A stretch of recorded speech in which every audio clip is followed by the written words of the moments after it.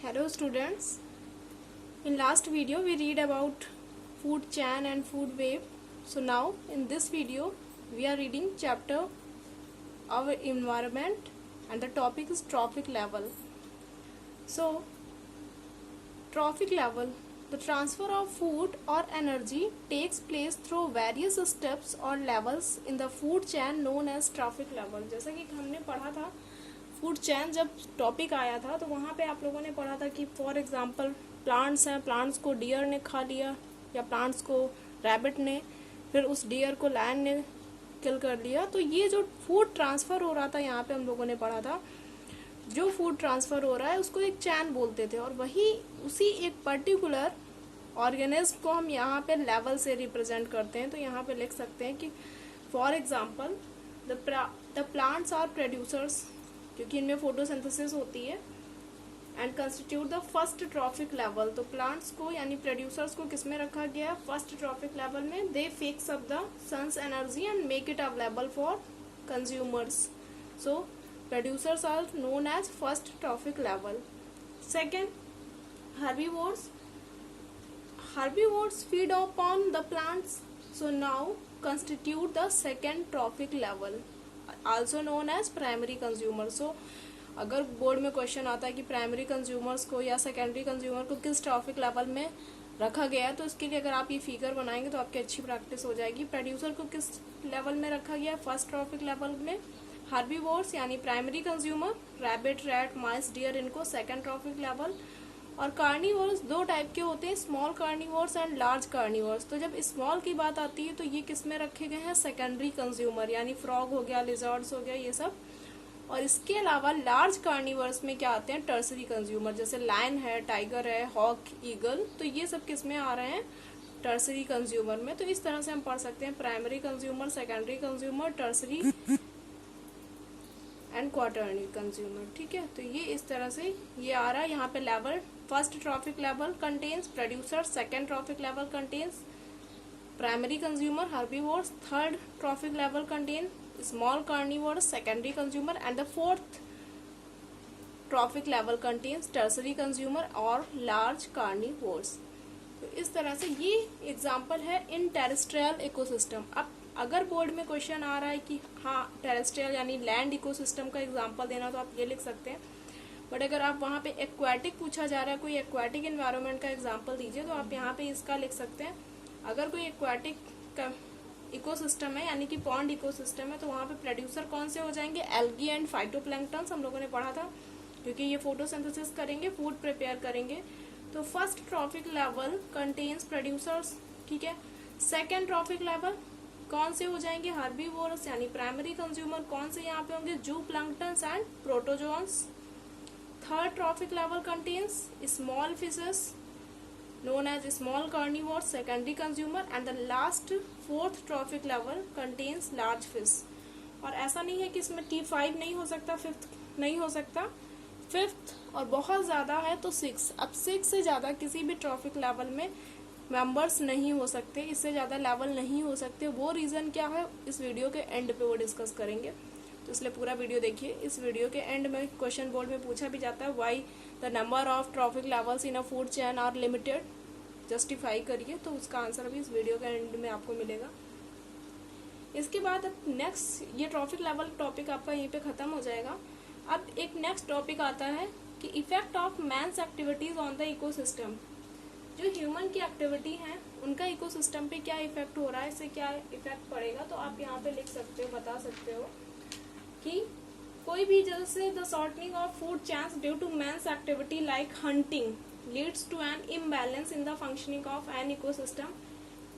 अब कोई भी इकोसिस्टम होता है उसमें सबसे ज़्यादा जो डिसएडवांटेज हो रही है, सबसे ज़्यादा हार्म हो रहा है इकोसिस्टम के किसकी वजह से हो रहा है, तो सबको पता है ह्यूमन एक्टिविटी, क्योंकि हैबिटेट लॉस होता जा रहा है, डिफॉरेस्टेशन होता जा रहा है। जब जंगल बचे ही नहीं है तो टाइगर कैसे बचेंगे?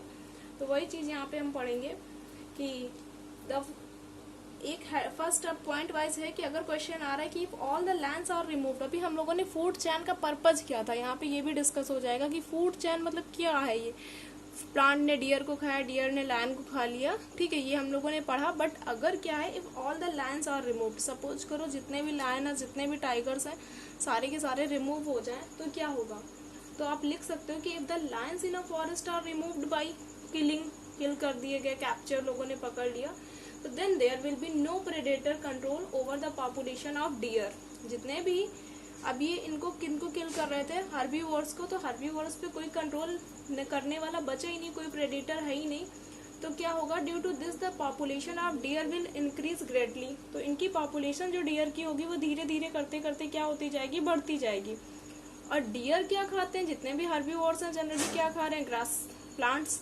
तो अब क्योंकि ये इनकी पॉपुलेशन बहुत ज्यादा होती जा रही है और ये क्या खा रहे हैं? जितनी भी ग्रीनरी है, यानी जितने भी ग्रेजिंग ऑफ ग्रास, ये सब क्या हो जाएगा? ओवर ग्रेजिंग, ठीक है। तो इसकी वजह से प्लांट्स की कम पॉपुलेशन क्या होती जाएगी? कम होती जाएगी। हर्बीवोर्स बढ़ते जाएंगे, प्लांट्स की पॉपुलेशन रिड्यूस्ड होती जाएगी। सो इसके दो एग्जाम्पल भी आप यहाँ पे लिख सकते हो कि फॉर एग्जाम्पल कि एक बहुत पहले मतलब आप लोगों ने सुना भी होगा, the formation of Sahara desert is an example of the ill effect of man's activities. अब सहारा डिजर्ट था, उसमें क्या हुआ कि when the Roman started capturing lands and the population of land in the forest was reduced. Land is a predator which kills the herbivorous animal like deer, sheep, goat, buffalo. So अब वहां पे कोई बचा ही नहीं। जब land को capture कर लिया, किल कर लिया, तो जिसकी वजह से हर्बीवोरस एनिमल क्या थे? वो बहुत ज्यादा हो गए। तो धीरे धीरे करते करते उन्होंने जितना भी वेजिटेरियन एरिया था, जितना भी प्लांट मटेरियल था, उसको सब कंज्यूम कर डाला और एक मतलब ग्रीन इन्वायरमेंट किस में कन्वर्ट हो गया? डेजर्ट में कन्वर्ट हो गया। इसी का एक दूसरा एग्जाम्पल आता है कि अवर ओन, हमारे यहाँ खुद ही राजस्थान डेजर्ट जो है वो also formed by a result of over grazing. वो भी किससे फॉर्म हुआ? ओवर ग्रेजिंग की वजह से वो भी फॉर्म हुआ है। तो एक अच्छा खासा ग्रीन इन्वायरमेंट डेजर्ट में कन्वर्ट हो रहा है, किसकी वजह से? If all the lands are removed. तो हर एक का मतलब अपना इन्वायरमेंट में होना जरूरी है। फूड चेन में यही तो हमने पढ़ा है कि हर एक का अपना कंट्रीब्यूशन है इकोसिस्टम में।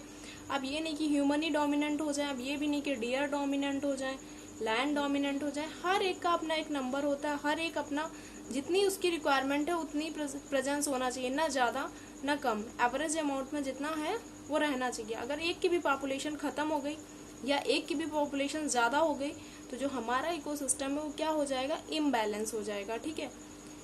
सो now we will discuss second topic, if all the deers are removed. अब क्या है यहाँ पे सेकेंड कंडीशन दी है कि क्या हो जाए अगर सारे के सारे डियर रिमूव हो रहे हैं तो क्या हो जाएगा। तो आप बता सकते हैं कि deer is a food for lion. अब डियर को कौन खाता है? लायन खाता है। तो now if somehow all the deer population from a forest is removed, then there will not be sufficient food for the lions. अब जितना भी ये डियर की पॉपुलेशन खत्म हो रही तो लायंस किस पे डिपेंडेंट हो जाएंगे? एक तो ये हो सकता है कि they will die because of starvation, natural है ये तो। और उनकी पॉपुलेशन क्या होने लगेगी? कम होने लगेगी। तो ये जो हमारी फूड चेन थी वो क्या हो जाएगी? डिस्टर्ब हो जाएगी। या ये भी हो सकता है कि the hungry lands of forest can come out of the forest in search of food and may even kill domestic animals और human beings for obtaining food. So if the lion and deer are operating in the other food chain, अगर पता चला lion और dear का दूसरी food chain, जैसे हम लोगों ने फूड वेब पढ़ा था, तो उसमें ऐसा थोड़ी है कि लायन डियर ही को खाते हैं, अदर एनिमल्स को भी खा सकते हैं। तो अब पूरा का पूरा क्या हो रहा है? एक फूड चेन जो है वो पूरी की पूरी इम्बैलेंस हो रही है। तो वो ह्यूमन को भी किल करने लगेंगे क्योंकि अब उन्हें उनके अकॉर्डिंग तो नहीं मिल रहा है फ्लैश, और वो क्या करेंगे? उन्हें तो भूख लगी है तो वो किसी भी एनिमल को किल कर सकते हैं। तो ये पूरी की पूरी चैन जो है वो डिस्टर्ब हो जाएगी। थर्ड टॉपिक यहाँ पे पढ़ेंगे, if all the producers are removed. अगर क्या हो कि प्रोड्यूसर ही रिमूव हो गए, मतलब प्रोड्यूसर का मतलब प्लांट्स, तो फिर तो मतलब हम लिख सकते हैं कि देयर फिर तो कुछ मतलब बचेगा ही नहीं, nothing. If all the producer like grass and other plants are removed then no deer, ना तो फिर डियर ही बचेंगे क्योंकि डियर किस पे डिपेंडेंट है? ग्रास प्लांट पे। और जब ग्रास ही नहीं होगी तो डियर को क्या मिलेगा? और जब डियर ही नहीं होंगे तो लायन को क्या मिलेगा? तो हम लिख सकते हैं कि तो फिर तो मतलब कोई भी एनी ऑर्गेनिज्म या any species will not be exist because the food and energy necessary for sustaining life is derived from the producer. अगर प्रोड्यूसर ही नहीं होंगे, जो फूड बना रहे हैं वही नहीं होंगे, तो फिर क्या होगा? कुछ नहीं होगा। तो इसमें ये वाला टॉपिक जो है इसको पढ़ लीजिएगा। From the above example we conclude that if we kill all the organism in one trophic level it will cause too much damage to the environment. So we cannot remove all the organism of a trophic level without causing any damage to the ecosystem. इस तरह से पूरा का पूरा topic आपका clear हो जाएगा। अगर आपको इससे रिलेटेड कोई भी क्वेरी होती है, आपको कोई भी टॉपिक समझ में नहीं आया तो आप कमेंट में मुझे मैसेज कर सकते हैं। इसके बाद नेक्स्ट टॉपिक हमें पढ़ना है कि एनर्जी फ्लो,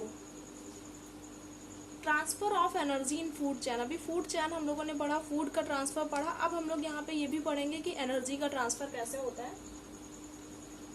तो यहाँ पे लिख सकते हैं कि एनर्जी के लिए सबसे पहले ऑल द ऑर्गेनिज्म, चाहे प्लांट हो या एनिमल्स हो, depend on the sun for ultimate source of energy. अगर पूरे वर्ल्ड में देखें या पूरे मतलब हम लोगों के उसमें जो अल्टीमेट सोर्स जो है लाइट का, वो क्या है? सनलाइट। ठीक है, सबको पता है। So now we will now describe how energy received from the sun flow in the various trophic level of an ecosystem in the form of chemical energy of food. So first, the food chain in a community actually represent a stepwise transfer of food and the energy contained in food. अब इसमें सबको पता है एक thermodynamics का law है। वैसे भी बायो में सारे ही सब्जेक्ट इंक्लूडेड हो जाते हैं, कभी एसएसटी का कोई टॉपिक आ जाता है, कभी फिजिक्स का आ जाता है। तो यहाँ पे आपने पढ़ा है कि थर्मोडायनेमिक्स का लॉ है कि energy is not created in the ecosystem, it is only transferred from one two another. तो वही यहाँ पे हम पढ़ेंगे कि सबसे पहले कि बता सकते हैं कि जो ग्रीन प्लांट होते हैं, द ग्रीन प्लांट्स, उनको प्रोड्यूसर भी बोलते हैं, have a mechanism for trapping solar energy with the help of green pigment called chlorophyll. क्योंकि चैप्टर 1 में आपने पढ़ा है फोटोसिंथेसिस, तो यहाँ पे फिर से बताने की जरूरत नहीं है कि हाँ फोटोसिंथेसिस में रिएक्शन क्या होती थी, कार्बन डाइऑक्साइड प्लस वाटर और साथ में सनलाइट भी और क्लोरोफिल भी है। तो क्लोरोफिल का वहाँ पे काम क्या होता था, क्योंकि वो ट्रैप करता था लाइट एनर्जी, यानी उसको सोलर लाइट को ट्रैप कर रहा है। ठीक है, अब ग्रीन प्लांट्स क्या कर रहे हैं, ट्रैप कर लिया सोलर लाइट को, तो वहाँ पे कन्वर्ट करते हैं सोलर एनर्जी को किसमें? केमिकल एनर्जी को, which is stored in the form of carbohydrate. वहाँ पे ग्लूकोज बनता था, यानी अब सोलर एनर्जी किसके फॉर्म में आ गई? केमिकल एनर्जी के फॉर्म में आ गई। ठीक है, सो नाउ अब पढ़ेंगे जो ग्रीन प्लांट होते हैं, जैसे कि यहाँ पे लिखा भी है मैंने, ग्रीन प्लांट जो होते हैं आर ईटन अप बाई, जो ग्रीन प्लांट्स हैं, हाँ इधर कितना कंज्यूम करेंगे? Capture about 1% of energy of sunlight that falls on their leaves. अब यहाँ पे हमें ये पॉइंट याद रखिएगा कि सनलाइट से जितनी भी लाइट आ रही है, प्लांट्स कितना कंज्यूम करते हैं? ओनली 1% जो है वो एब्जॉर्ब कर रहे हैं। तो ये यहाँ पे पढ़ सकते हैं हम कि on average about 1% of sun's energy falling on the leaves is utilised by the plants in the process of photosynthesis and stored as chemical energy of food. अब इसके बाद क्या होता है, सेकेंड स्टेप आप देखेंगे, प्लांट्स के पास कितना आया? 1% आता है। ठीक है, अब प्लांट से कहाँ जाएगा? सेकेंड, यानी हर्बीवोरस के पास सेकेंड ट्रॉफिक लेवल में। तो ये तो फर्स्ट ट्रॉफिक लेवल हो गया। सेकेंड ट्रॉफिक लेवल सपोज करेंगे कि डियर ने प्लांट को कंज्यूम कर लिया। तो यहाँ पे आप लिख सकते हैं कि plants are eaten up by herbivores. Now this chemical energy stored in plant food is transferred with food to herbivores. अब फूड के साथ साथ ये एनर्जी कहाँ पे आएगी? इस डियर के पास आएगी। Now herbivores utilize this energy for their various metabolic activities like respiration and also for their growth. Some of energy, however, remains utilized, which is released by herbivores as heat energy into the environment. तो यहाँ पे भी एक चीज mind रखिएगा कि यहाँ पे 1% प्लांट ने एब्जॉर्ब किया, बट यहाँ पे कितना एब्जॉर्ब करेगा? 10%। और ये बहुत ही इंपॉर्टेंट टॉपिक है, 10% लॉ। एक साइंटिस्ट थे रेमंड लिंडमैन, 1942 में इन्होंने ये लॉ दिया था, 10% लॉ इसको बोलते हैं। इन्होंने ही बताया था कि प्लांट्स से है, मतलब ईच ट्रॉफिक लेवल, जब भी कोई ट्रॉफिक लेवल में एनर्जी ट्रांसफर हो रही तो कितना परसेंट बस ट्रांसफर होती? 10%। बाकी के 90% जो होती है उसमें से कुछ हीट के फॉर्म में वापस एनवायरनमेंट में चली जाएगी, कुछ एक्टिविटीज कर रहे हैं हम उसमें खर्च हो जाएगी सारी। तो जो मतलब ट्रांसफर होती है वो कितनी होती है फूड के साथ? ओनली 10%। ठीक है, तो अब वही आगे बता सकते हैं थर्ड स्टेप में यहाँ पे कि जो अब herbivores are eaten up by consumers, यानी जिसको ये कंज्यूमर्स जो भी कार्निवोर्स हैं इनको ईट कर लेंगे। Now chemical energy stored in the flesh of herbivores is transferred with food to the carnivores, यहाँ आ जाएगी। अब कार्निवोर्स जो होंगे यूटिलाइज करेंगे इस एनर्जी को for various metabolic activities like respiration, growth, ये सब। Some of the energy however remains in unutilized by the carnivorous and is released as heat energy into the environment. वही अभी बताया मैंने कि कुछ एनर्जी हीट के फॉर्म में ट्रांसफर हो जाएगी, कुछ इनकी एक्टिविटी में चली जाएगी। तो 10% एनर्जी जो होती है वो आगे के ट्रांसफर करते हैं। तो कहने का मीन्स यहाँ पे ये है, तो ये पूरा पढ़ लीजिएगा। एंड आल्सो एक पॉइंट और याद रखना कि it should be noted that some of energy from producers and consumers like plant हो गया, हर्बीवोर्स हो गया या कार्निवोर्स हो गया, is also utilised for the life process of microorganism called decomposers. The decomposers in turn release the unutilized energy as heat into the environment. अब पता चला कोई ऑर्गेनिज्म डेड हो रहा है तो इसको भी यहाँ पे लिख सकते हैं। क्वेश्चन आता है तो flow of energy in ecosystem is cyclic but flow of energy is unidirectional. मतलब जो मटेरियल्स होते हैं वो तो साइक्लिक होते हैं बट जो एनर्जी होती है वो यूनिडायरेक्शनल होती। क्यों? तो आप वहाँ पे बता सकते हो कि मटेरियल साइक्लिक क्यों होते हैं, क्योंकि फॉर एग्जाम्पल कोई भी मटेरियल है, कार्बन है, नाइट्रोजन है, कोई भी है, ठीक है, तो अब वो किसी भी ऑर्गेनिज्म में आया, अब वो प्लांट है या एनिमल है तो उसकी डेथ हो जाएगी, और जब उसकी डेड हो रही है तो वहाँ पे एक डिकम्पोजिशन की प्रोसेस होती है। बैक्टीरिया और फंगस क्या करेंगे, उसकी बॉडी के जितने भी न्यूट्रिएंट्स होते हैं वो वापस से सॉइल में रिटर्न बैक हो जाएंगे। तो अब सॉइल में फिर से आ गए, फिर से प्लांट हमने सॉइल में लगाया, फिर से वो प्लांट में ट्रांसफर हुए, फिर से अगर डेथ हो रही तो फिर से वो सॉइल में चले गए। यानी जो मटेरियल्स का फ्लो होता है वो तो साइक्लिक होता है ड्यू टू डीकम्पोजिशन, डीकम्पोजर्स के थ्रू, बट जो एनर्जी होती है वो हमेशा यूनिडायरेक्शनल होती है क्योंकि एनर्जी कभी रिवर्स नहीं होगी। प्लांट्स ने डियर में चली गई, डियर से प्लांट में नहीं आ सकती। तो इसको यहाँ पे देख लीजिएगा। तो इसके कुछ पॉइंट्स हैं। अगर कभी भी एनर्जी फ्लो पूछा जा रहा है तो आप फर्स्ट बताओगे energy is not created in the ecosystem, energy is only converted from one form to another, and there is continuous transfer of energy from the one trophic level of organism to the next trophic level in a food chain according to 10% law.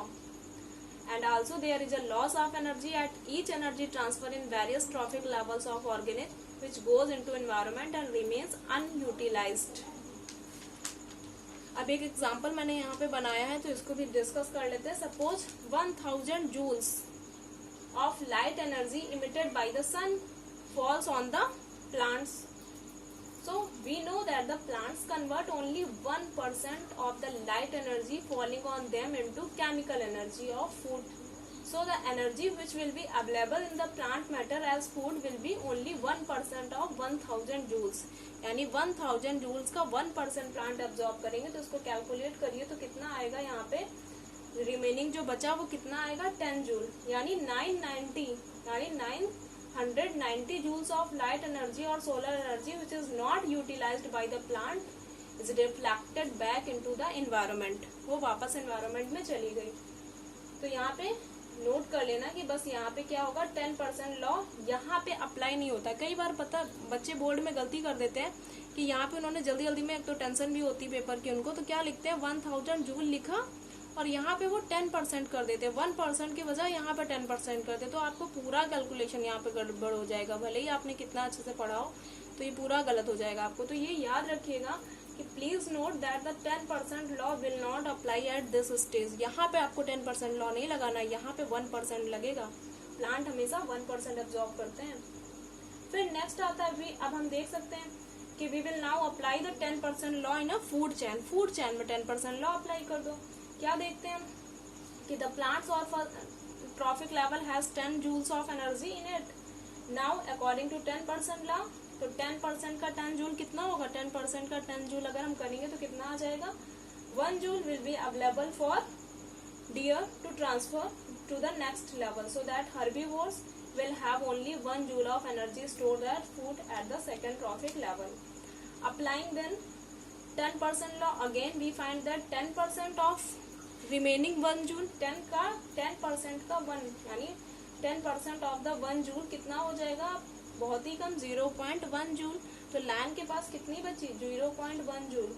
अब इतनी कम energy में अब ये क्या आगे transfer कर सकता है, नहीं ट्रांसफर कर सकता है। वही मैंने अभी बोला था कि क्वेश्चन आता है कि why the numbers of trophic levels in a food chain is limited, तो आप बताओगे because food chains generally consist of 3 or 4 steps, because after that the energy available for the next generation will be so small that it will be insufficient to sustain the life of that organism. There are however some food chain containing 5 steps, but there are rarely more than 5 step. बहुत ही rare होती है जो 5 step से ज्यादा की हो या 5 step की हो। तो ये कॉमन होता है 3 to 4, क्योंकि लास्ट वाले के लिए इतनी एनर्जी ही नहीं बचती है कि वो आगे ट्रांसफर करे। अब आप इसी में देख सकते हैं 0.1 जूल है, इससे ज्यादा है ही नहीं, तो यहाँ पे आगे क्या ट्रांसफर होगी। तो इस वजह से ये किसी भी फूड चेन में इतने ही ऑर्गेनिज्म होते हैं, इससे ज़्यादा ऑर्गेनिज्म नहीं हो सकते हैं। तो इस टॉपिक को पढ़ लीजिएगा। अगर इससे रिलेटेड आपको भी कोई भी क्वेरी लगती है तो आप कमेंट कर सकते हैं। अगर आपको आप सब्सक्राइब कर ही दिया होगा, अगर फिर भी आपने इस चैनल को सब्सक्राइब नहीं किया तो आप कर सकते हैं। आगे नेक्स्ट वीडियो में हम पढ़ेंगे accumulation of harmful chemical in food chain, यानी ये जो फूड चैन होती है उसमें जो हार्मफुल केमिकल आ रहा है उसकी वजह से क्या होता है और कैसे ह्यूमन की एक्टिविटीज इन्वायरमेंट को इफेक्ट डाल रही है। तो ये मतलब नेक्स्ट वीडियो में हम पूरा चैप्टर कंप्लीट करने की कोशिश करेंगे। तो अभी के लिए इतना पढ़ लीजिएगा। Thank you.